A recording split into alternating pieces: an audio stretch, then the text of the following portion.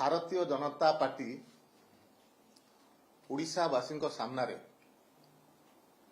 2014 मसीह तार संकल्प पत्र देकरी एवं ओडिशावासी से संकल्प पत्र को ग्रहण कला परे आज ओडिशावासी सेवा करिवार सुजोग भारतीय जनता पार्टी पाई। तेणु 2024 मसीह आम जो संकल्प पत्र देइथिलु ताहा आम पाई गीता सदृश आम ताकू अक्षर अक्षर पालन करने जहा करवा दरकार वर्तमान भारतीय जनता पार्टी सरकार ताहा करुचंती। अर्धाधिक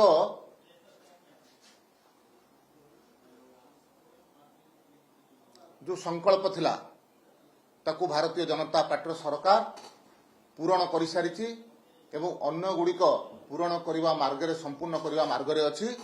बहु जल्दी संपूर्ण संकल्प पत्र जहा कही ताहा आमे निश्चय पूरण करिवु। किंतु दुर्भाग्यर विषय होउची बिजु जनता दल दीर्घ 24 वर्ष धरिक ओडिशा को शासन कला परे मध्य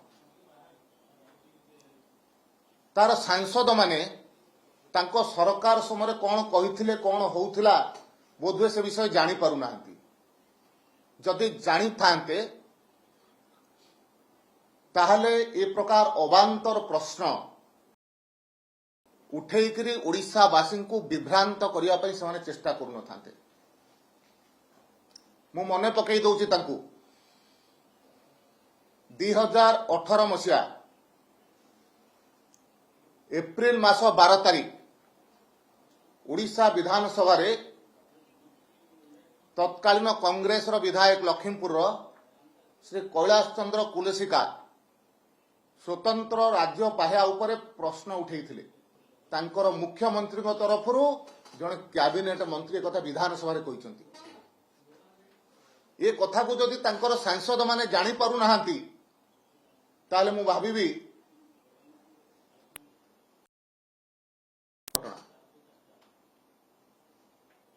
आज से प्रश्न उठेइचंती बजेट संबंध रे।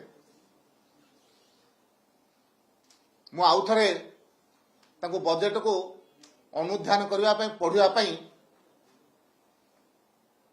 आग्रह करूची। जातीय जलपथ 5 केतरा ता भीतर ओडिशा अछि। ओडिशार शिल्प एवं खनिज अंचल को समृद्ध करिवो। डांकुड़ी ठारू आरंभ कर ताहा मध्य ओडिशा मध्य देई जाउची। तांकर जेतेबेले मुख्यमंत्री थिले से जेतिके मागुथिले ता ठारू अधिक भारतीय जनता पार्टी सरकार रेलवे रे देथिले।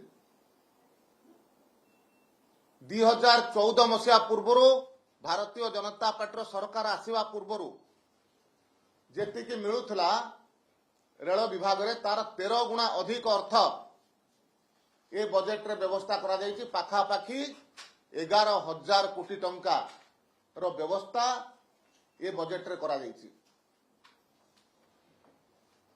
आज रेयर अर्थ कॉरिडोर होउछि जोटा देशर विकास काम रे आसीबो। ओडिशा रे होउछि आणविक शक्ति मध्य तादर उत्पादन हुए। ए कथा को बिजु जनता दल ग्रहण करि परिबोनी। कोन पई बिजु जनता दल ए प्रकार निंदुक मानसिकता साजिछि ओडिशार प्रगति के ग्रहण करि पारुनी।